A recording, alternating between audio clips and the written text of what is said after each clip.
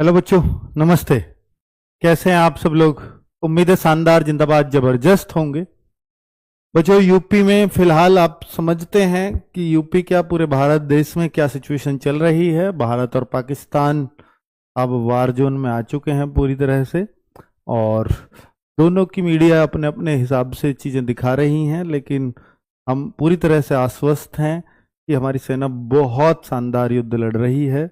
और मतलब ये तो सबको ही मालूम है कि पाकिस्तान इंडिया के सामने नहीं टिक पाएगा, किसी भी सूरत में नहीं टिक पाएगा। लेकिन उसकी एक मजबूरी थी कि अगर भारत ने उसके अंदर घुस करके मिसाइल अटैक किया है, तो फिर अगर वो कुछ ना करे तो उसकी जो आवाम है, उसकी जो लोग हैं, वो उसकी सेना पर विश्वास करना ही बंद कर देंगे। तो ये उनकी मजबूरी रही, जिस वजह से उनको भारत पर आक्रमण करना पड़ा, या मतलब लड़ना पड़ा। आक्रमण तो क्या ही कहेंगे, जो भी उन्होंने किया भारतीय सेना ने आप सबके सामने है कि उनका क्या हश्र किया है। फिलहाल जो सिचुएशन है वो पूरी तरह से, हम अपने आर्मी के आधिकारिक बयानों से अगर देखें तो हम पूरी तरह से युद्ध में बहुत आगे हैं। तो उसमें हमें कोई भी किसी तरह का पैनिक नहीं लेना है, लेकिन एक सेफ्टी और एक सिक्योरिटी एक जिम्मेदार नागरिक होने के नाते हमारी बनती है।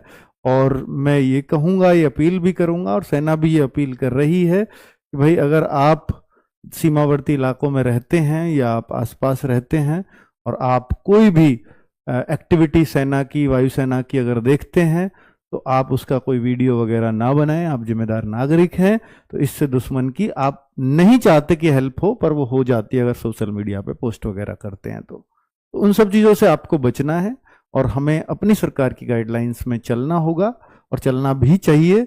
और जो भी, चाहे वो ब्लैकआउट का डिसीजन हो या कुछ भी हो, उसमें सबको आगे बढ़ चढ़ करके साथ रहना है।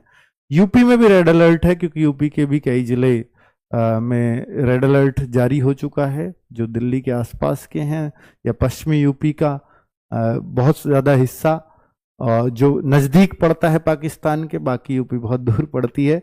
तो कुल मिलाकर के बाकी ये सब मतलब एक सेफ्टी के तौर पर ये किया जा रहा है कि हमारे नागरिक को अगर किसी भी तरह की कोई समस्या है तो उसको पता हो कि उसको पैनिक नहीं होना है।